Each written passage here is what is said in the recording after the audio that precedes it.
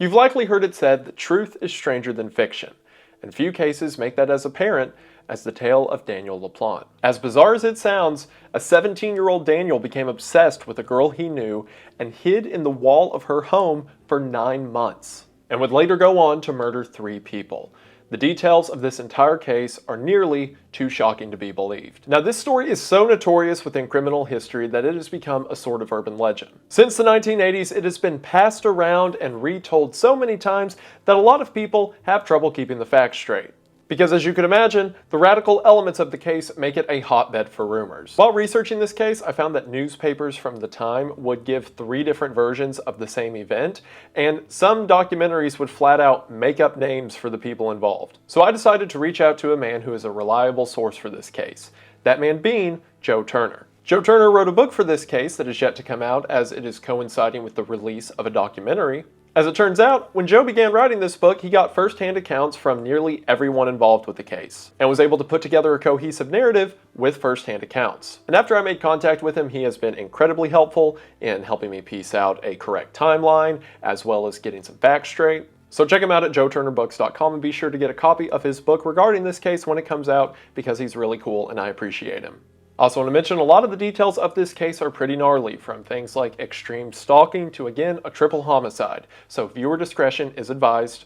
And the other thing I want to advise you on is my shameless merch plug, because the Camp Wendigoon collection with the t-shirt, squonk plush, pants, and hat are only going to be available for a few more days, so get them while you can. Today's topic has so many developments that are hard to believe, so if that sounds interesting to you, stick around after the ad as we break down the fact and fiction of the boy in the wall. While you probably don't have anyone watching you from inside of your walls, you almost certainly have someone trying to watch you online. There's a high likelihood that there's someone watching your devices, your bank accounts, maybe even your social security number. That's because there's so many data breaches every year, and most of the time we don't know for months until after they happen. Take Bank of America, for example, who just announced a data breach that happened over 90 days ago. And on average, it takes a company 277 days to report a breach.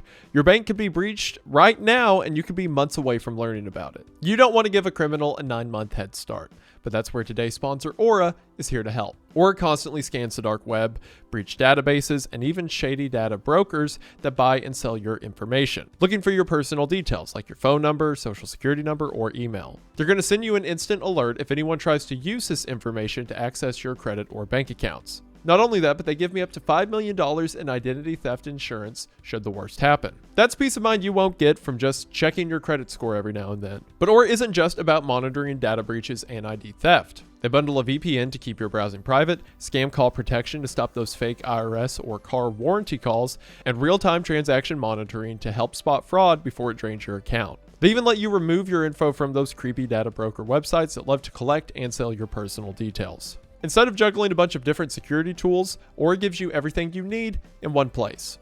And right now, there's never been a better time to get in on this offer. Because right now, if you head to the link below at aura.com/Wendigoon, you can try Aura for 14 days absolutely free. There'll be enough time for Aura to find out if any of your personal data has been exposed. You'll learn about it before one of these companies are forced to notify you. So quit looking over your shoulder and be sure that you're safe online. Again, that's 2 weeks of Aura for free at aura.com/Wendigoon to get in on this incredible offer today. Thank you all for watching the ad, and thank you to Aura for sponsoring the channel. We are now back to the video. We are going to go ahead and get into it, but as always, thank you for watching. Daniel LaPlante was born May the 15th of 1970 in Townsend, Massachusetts. And from there, the troubles began. Daniel was born to Claude and Elaine LaPlante, and to say that their marriage was troubled would be an understatement. Claude seemed to be a violent man, and by the time Daniel was 2 years old, Claude began to abuse Daniel. Claude would often yell at or hit the child, and according to some sources, was convinced that the child wasn't even his. In 1974, when Daniel was only 4 years old, his father would go to jail for raping a woman. After Claude got out of jail, Elaine would stay married to him for about a year after. And a lot of people look really harshly on Elaine for this, but you also have to imagine if the abuse was that intense, Elaine was probably afraid of her husband to some extent. Eventually, Elaine went to live with her sister and then filed for divorce from Claude, but Claude tried to take full custody of the children. However, given his violent felony, that didn't go over too well with the judge, and on November 4th of 1977, Elaine was granted full custody of Daniel and his siblings. From here, Elaine would go on to remarry a man named David Moore, and the violence in the house would finally cease. That is, until Daniel got a little older. At first, Daniel's issues seemed to be typical of a kid who came from a rough home. He had trouble in school, seemed aggressive towards classmates, but as he got older, these problems became more severe. By the time Daniel got to high school, he had to transfer schools constantly. This was due to him failing classes, skipping school, and his behavioral issues. Years later, friends of Daniel's would say that by the time Daniel was 12 years old, he was already robbing stores. Now mind you, these were never robberies where he had a gun or threatened anyone outright or anything that could get him in trouble with the law explicitly. But from a young age, the police suspected him and could just never prove anything. As a matter of fact, we didn't know these for sure until the friends that he robbed the stores with would tell people years later. Those same friends would later say that when Daniel was a young teenager, he would do things like torture small animals or commit acts of arson. And for a long time, Daniel was able to keep these tendencies of his hidden, at least for the most part. Those who knew him passively say that he gave off a menacing tone.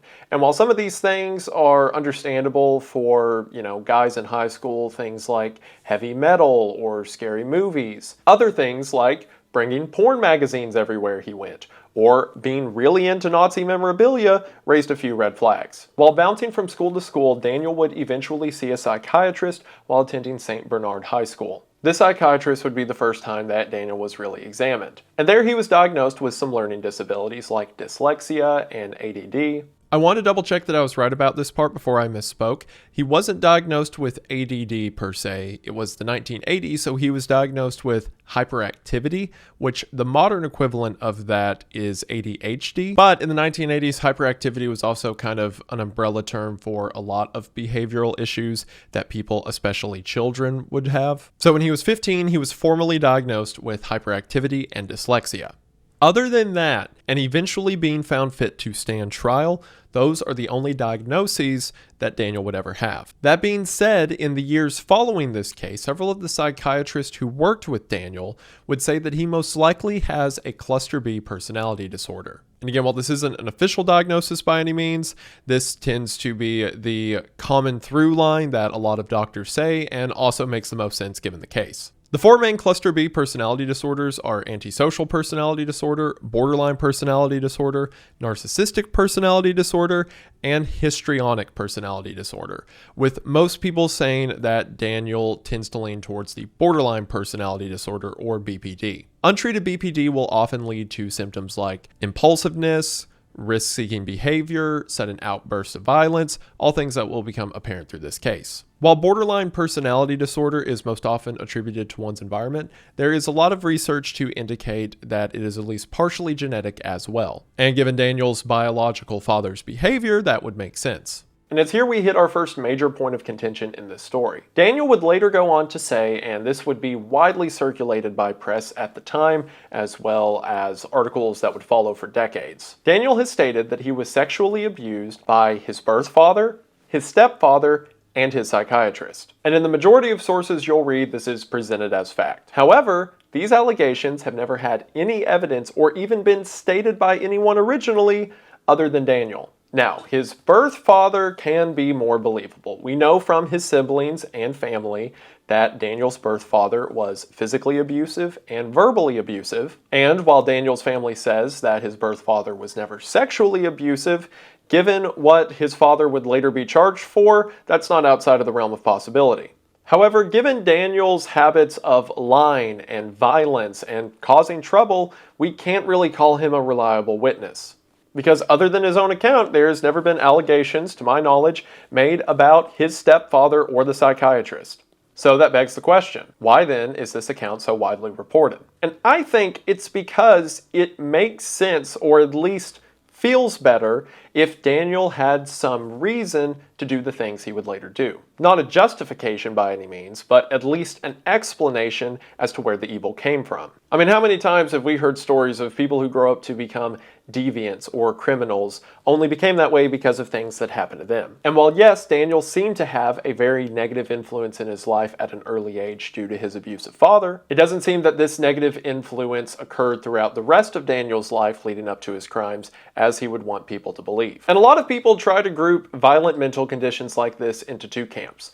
Either you're born with it and you're simply broken forever, and that person's just going to be a bad egg, or this person had a lot of trauma throughout their life, and that's the reason that they're the way they are. And I think Daniel, at least in my unqualified opinion, falls into a sort of gray area down the middle. There are plenty of people who are diagnosed with the scary mental conditions from a very early age, things like psychopathy or sociopathy, who go on to live peaceful, non-violent lives because of the guidance they have around them. Sure, living without impulses like empathy can be very difficult, but if you have a network of people around you who want to help you, those people can succeed. And people who are subjected to heavy amounts of abuse and evil are not predestined to become that same evil. However, Daniel seems to have fallen in the worst camp of both options. If the diagnosis is correct, he was born with a condition that it would take a lot of labor and love to pull him out of. And in contrast, he was born to a physically abusive father. I don't believe Daniel to have been cursed from birth.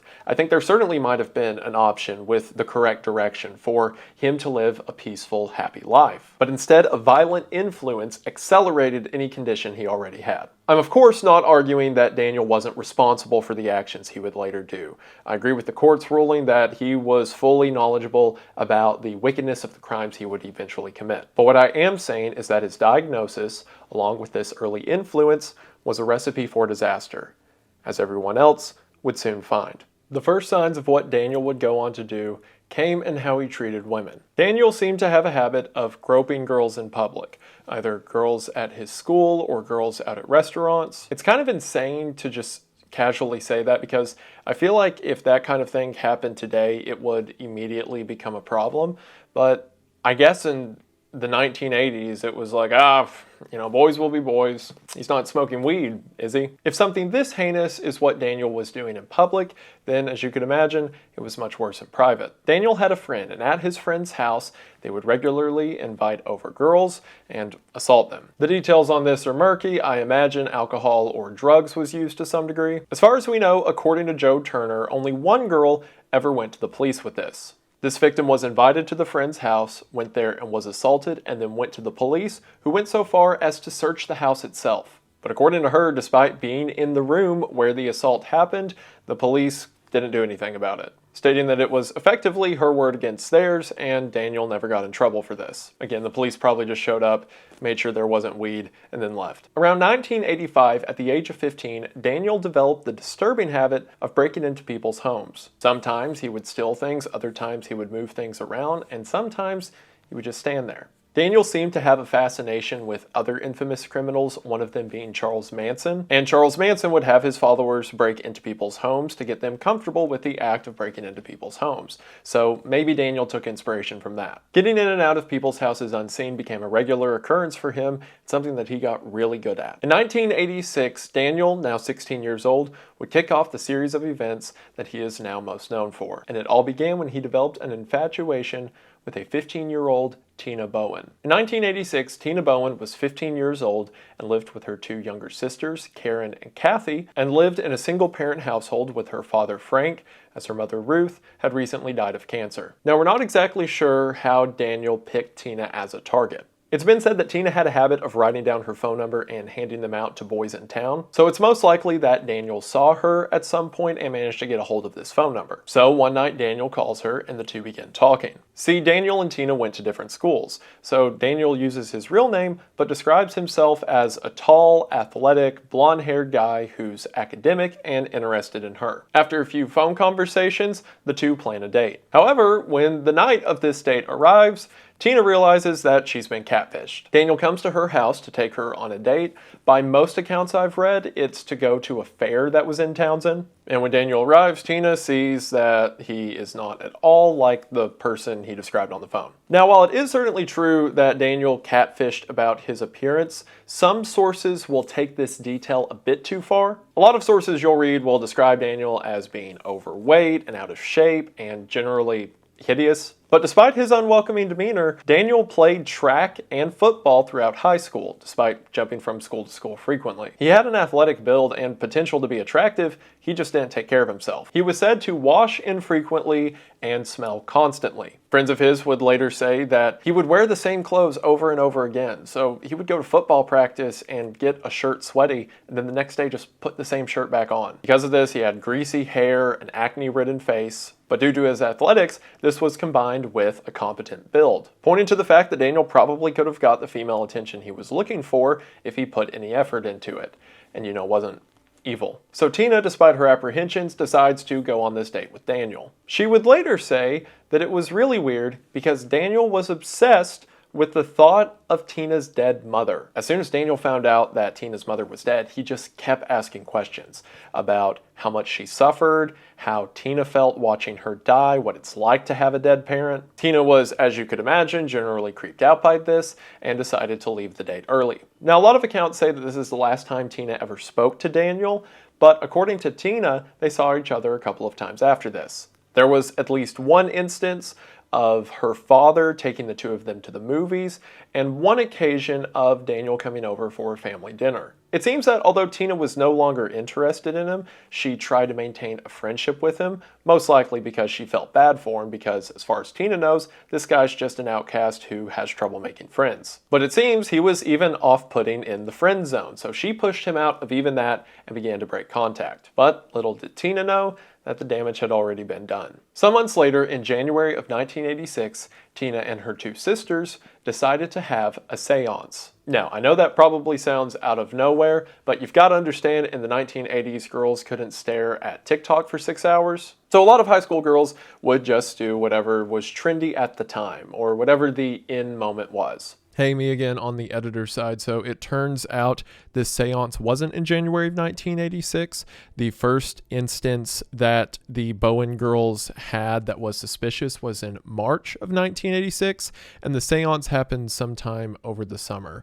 But they all kind of like snowballed off of each other. But regardless, the first instance was in March, not January. I guess whoever said January made it up. Could have been me, who knows. And in the 1980s, it was the height of horror movies and the satanic panic. Stories of Ouija boards and contacting the supernatural were all the rage. So Tina and her sisters decide to light some candles and have a seance to see if they can contact their mom. That night, as they're asking questions, according to the sisters, they heard knocking coming from the walls. According to them, they would ask a question and then hear knocking in answer to that question, leading the girls to freak out and believe that they had, in fact, summoned the spirit of their mother. And even as they blew out the candles and went to bed, they said that they could hear knocking in the wall through the night. But as the days went on, the knocking didn't stop. As a matter of fact, the knocking in the walls got to be so much that it would regularly keep the girls up at night. And after this, strange things would continue to happen. The girls would leave a room and come back later to find that the furniture had been moved, that pictures had been knocked off the wall. Their clothes would be moved around their bedroom, things pulled out of drawers. Because of this, the girls believed that the house was haunted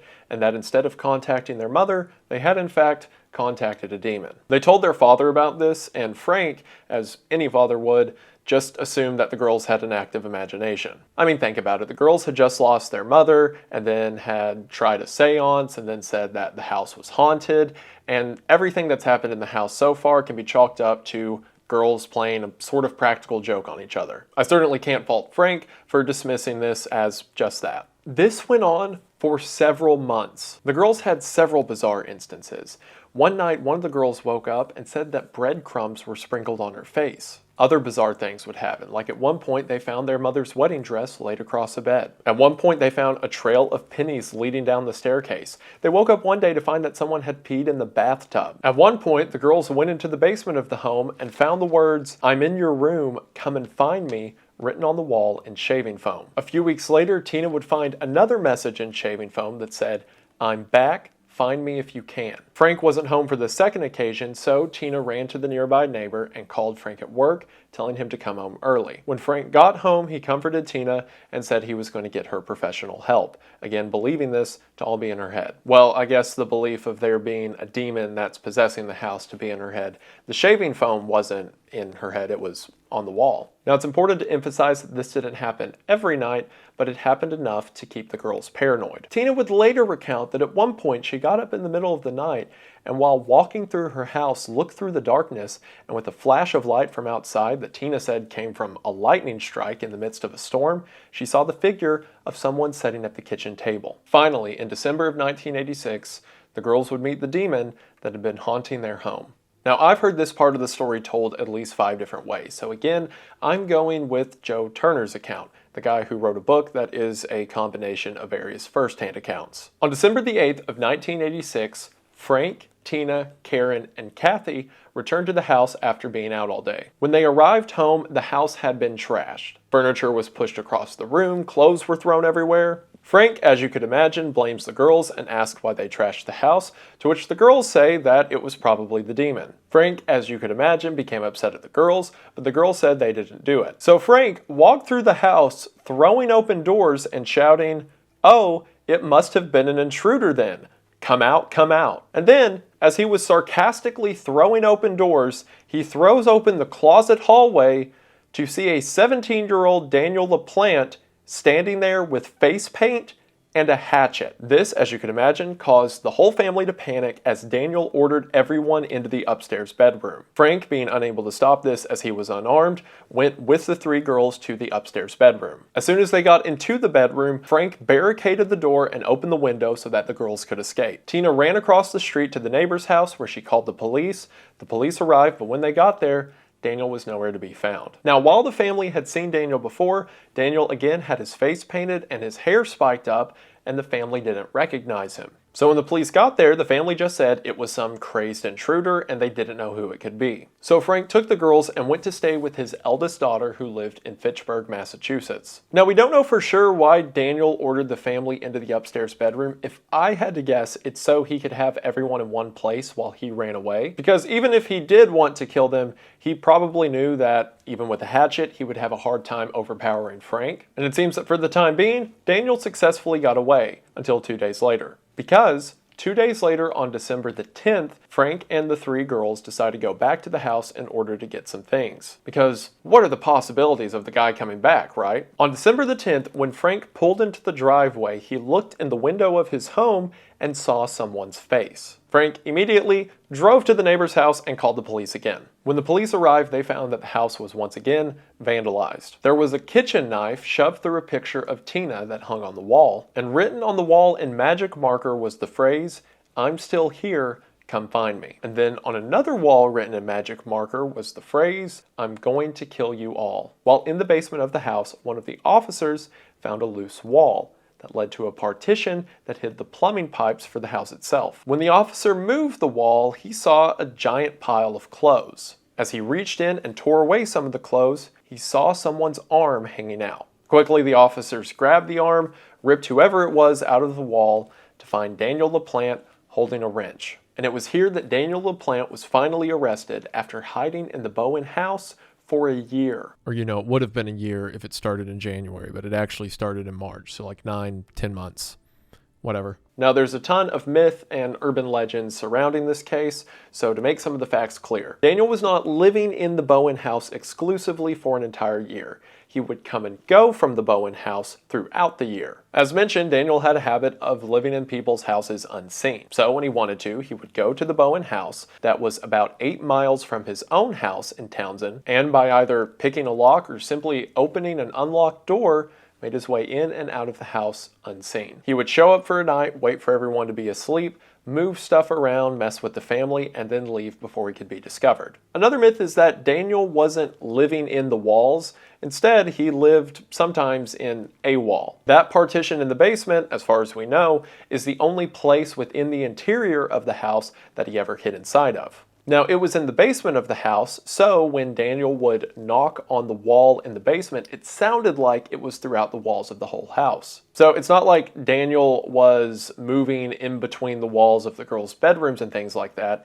He would just go hide down in the partition, make knocking noises to mess with them, and then leave the partition to do things around the house before going back down there to hide. Some other popular myths is that when Daniel was first discovered, he was dressed as a Native American. I assume this came from the face paint and the hatchet, but otherwise he was just dressed like Daniel. Other instances will say the words that were written on the wall were in ketchup to appear as blood, but as mentioned, it was actually shaving foam. And apparently, whenever the wedding dress was laid out on the bed, he had written "Marry Me" on the wall, or at least some accounts say that he had written "Marry Me" on the wall. And this has led to a more spectacular telling of what happened on December the 8th that says when Frank walked into his bedroom, he saw Daniel standing there in his dead wife's wedding dress with "Marry Me" written on the wall, also while holding a hatchet. It seems that this case was so popular when it happened and so over the top that people just started getting their creative writing juices out of the way.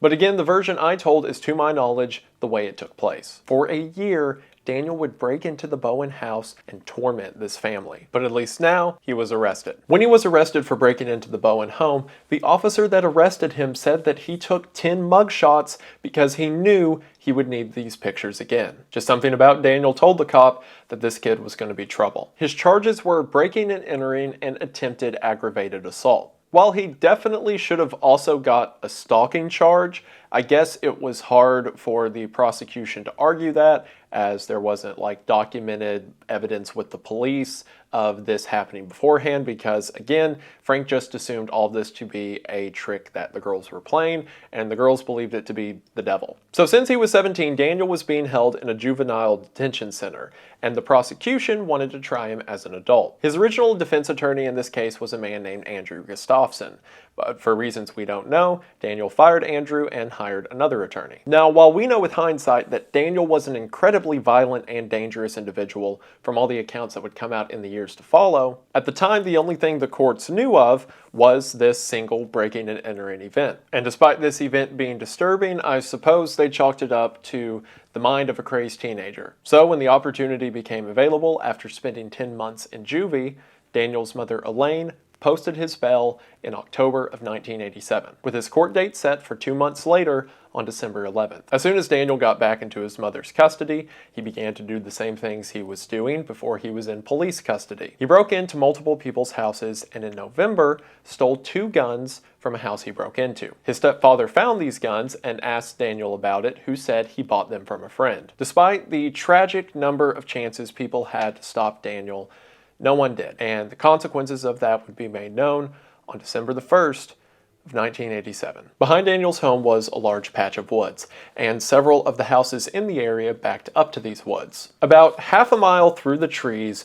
was the Gustafson home, the same home of Andrew Gustafson, Daniel's original lawyer for the Bowen case. Now, it seems that the Gustafsons had suspected that someone had broken into their home prior to December 1st, as in November, there seemed to be signs of things within the house being moved around, meaning that, again, given his MO, Daniel had probably broken into the house previously. Andrew and his wife Priscilla, who was 33 years old and pregnant that December, lived in the house with their 5-year-old son William and their 8-year-old daughter Abigail. According to forensics, the following series of events happened on December the 1st. And again, viewer discretion is advised. While Andrew was at work, Daniel broke into the house and held Priscilla at gunpoint. He tied Priscilla face down to her bed and then filled up the bathtubs in the upstairs and downstairs bathroom and then drowned both of the Gustafson children, one in each bathtub. The reason he did this was probably to lead one away from the other so they wouldn't see what was about to happen to them. After killing the children, he then went back to Priscilla, who he violently assaulted, along with several pages of pornographic magazines that he had brought with him and condoms. After this, he used a pillow to suppress the sound and fired several shots into her head. It seems that during this, he just used things that were in the house, like opening a beer he found in the fridge, and then left the house only for Andrew to walk in and find the massacre a few hours later. Andrew walked into his home and wondered why it was suspiciously quiet, only to go to his bedroom and see his wife's body on the bed. He then left the house, went to the neighbor, and called the police. Later in court, Andrew was asked why he didn't go looking for his kids after finding his wife's body. And he said it's because he knew they were already dead. There were so many steps along the way where the system kept failing. If maybe when the first girl went to the police and said that Daniel a couple years earlier had assaulted her, maybe if they took her seriously and arrested him, that would have at least been on his record for when he got arrested for breaking and entering. And then maybe they would have taken the case more seriously. Maybe they would have tried him as an adult. Maybe they wouldn't have given him this 2-month window of bail that he needed to commit this heinous crime. But because too many opportunities were given to him along the way, it led to the tragic end of Priscilla, her 2 children, and her unborn child. After the murders, Daniel ran away from the Gustafson house through the woods back to his own house. In the search that would follow, it would later be found that Daniel ditched some of his clothes in the woods between the 2 homes, as some of his clothing was wet, seemingly from the bathtubs. The night that the crime happened, there were 2 people in town that the police suspected. One of them, of course, was Daniel. The police went to his house, asked him where he was, he gave some excuse, and then they left. It seemed that whoever the other suspect was, that guy had an alibi, so the police got a warrant to search Daniel's home. As the police approach Daniel's home, they see him jump out of the side of the house and make a run for it, which led to a statewide manhunt for 2 days. Daniel's face was all over the news, the newspapers, every cop in the state was looking for him. Someone recognized him in town and then called the police. When the police got there, he had just gotten away. At one point, he broke into someone's house and switched out his coat for their coat, I guess because he figured the person who saw him earlier probably saw what he was wearing, so he needed to change his outfit. Daniel had taken one of the 2 guns that he had previously stolen with him. So he uses this gun to hijack a woman driving a van. He gets in the car and holds her at gunpoint and makes her drive him to the next town over. At some point during this, the woman jumps out of the van and runs away. I guess Daniel didn't know how to drive a car, which would make sense considering he just took his bicycle everywhere. Or he figured that the police would be on a lookout for that van specifically because, the woman who was driving it just ran away and is probably going to tell someone about it. So Daniel continues his run on foot. The police assumed that he was probably going to catch a train, so all train stations in the area were being monitored and searches conducted around them. Since assuming he can't get a car, a train is going to be his quickest means of escape. So on December the 4th, 2 days after Daniel had made his run for it, the police search a lumber yard located next to a train station. And while searching this lumber yard, sure enough, they found Daniel in an empty shack at the back of the property. This shack was like a worker's quarters for people who were working at the lumber yard. Funny enough, next to the shack was a big dumpster, which led a bunch of outlets to report that Daniel was found hiding in a trash can, which is more fitting, I think. So finally, on December the 4th, Daniel was arrested and the manhunt came to an end. Now, Daniel was caught dead to rights as anyone could be. All of the condoms from the Gustafson house were filled with his DNA. The pornographic magazine pages that he had torn out and left at the Gustafson house for some reason, the rest of the magazine was found back at his house. The wet clothes that were found in the woods connecting the 2 houses were later found to be Daniel's. The other pistol, the one he used to murder Priscilla, was found in the glove box of a car at his house. And quite poetically, one of the hairs of 8-year-old Abigail Gustafson was found on his sock. A piece of the life he ended, making sure he wouldn't get to live out his. Also, running from police and hijacking cars doesn't help. Because of this, his defense's strategy was to just argue technicality. For example, the original warrant that the police had signed on December the 2nd to come investigate Daniel before Daniel took off. In the warrant, the police had identified the house as a single-family residence, and the defense argued that it is a split-level home. And since Daniel was his own resident, or almost an adult, I guess. So since the property was actually a 2-family home instead of a 1-family home, everything that came because of that warrant should be thrown out. The judge rightfully said, that's stupid, in more, legal appropriate words, noting that the house has 1 address and 1 primary entrance and everyone that lives there is related to each other, so single family's fine. After this, the argument the defense tried to go with is that none of the evidence points towards Daniel being the only perpetrator of the crime, and instead it could have been a group of people and Daniel is simply taking the fall for it, kind of implying that he was dragged along by this other group of mystery people and was actually just a witness to the crimes. You would think if this was the case, Daniel may say who did it, but whatever. And then also, I'm not a lawyer, so I'm not an expert on this thing, but there was an argument made by the defense that said the nature of the crime indicates insanity, which is like a weird backup plan. Because they're like, look, the warrant was wrong. Nothing that came out of that warrant should be allowed. Okay, it is allowed. Well, how do we even know that Daniel was alone? It could have been like, a dozen people. Maybe he was just like outside and was watching. And also, hypothetically, if he were to do it, which I'm not saying, that would be the insanity defense, I think. Yeah. Despite this, Daniel was found guilty of all 3 murders at the Gustafson home and sentenced to 3 life sentences in prison. Funny enough, this means that he never got tried for the original breaking and entering and attempted aggravated assault charges, and the comparatively minor stuff like holding the woman at gunpoint to steal her car or evading arrest, because again, he got 3 life sentences, so the rest doesn't really matter. And from there, Daniel has thankfully remained in prison. And it's pretty apparent that he's not happy about it. In 2012, the Supreme Court made some rulings to try to get parole opportunities for juvenile offenders who were sentenced to life sentences. And while Massachusetts followed suit with this, there was a clause that especially heinous crimes don't count. So when Daniel applied for early parole, he was immediately shut down. Especially considering psychiatrists that have spoken to him since have said that he shows no remorse for the crime and should stay in there. He constantly files complaints against the justice system and against the prisons that he's being held in. For a while, he said that he was a Satanist and that the prison's not allowing him the things that he needs to perform his satanic rituals is a form of religious discrimination.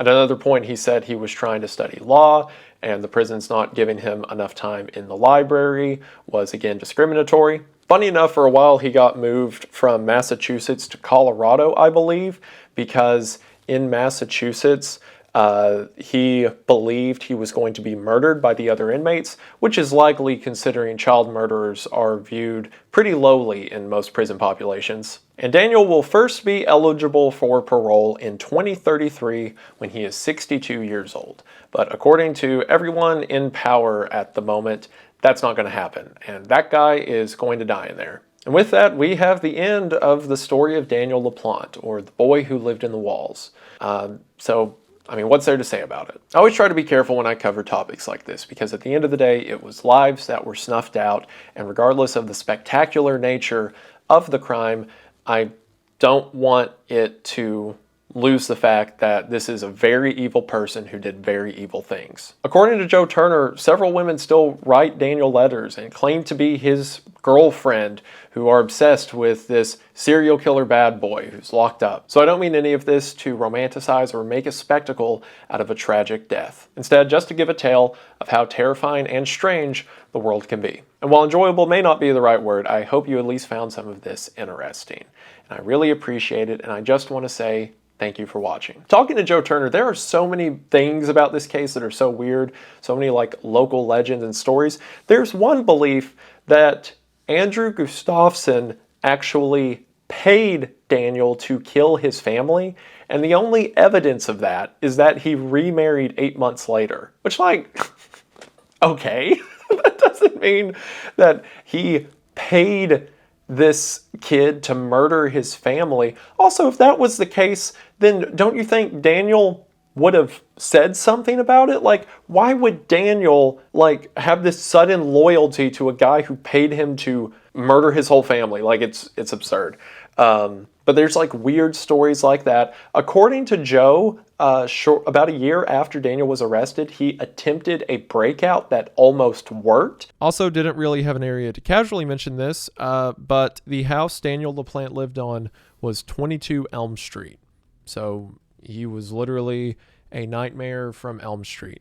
But all of those are details he's saving for his book. So again, I'll link Joe Turner's website in the description. be sure to follow him and check it out whenever the book and documentary comes out, because he is going to have a lot of stuff in there that I don't even know about, let alone covered. But he was incredibly kind to provide his information, as well as some of the images you've seen in this video. So it certainly does mean the world, and I really appreciate not only people who are cool enough to learn about these things and document them, but are cool enough to share that information with YouTubers, because it is much better than the alternative. I can tell you that. But no, thank you guys so much for watching. Again, we have the merch that's available for like a week, maybe not even that, maybe just a few more days. Get in on it while you can at wendigoon.shop, linked in the description. Some more content coming for you all on the second channel, Wendigang, very soon, so stay tuned for that. But I believe that should do it for now. But I just want to say thank you for watching. I hope that you enjoyed, and I will see you in the next one. Bye!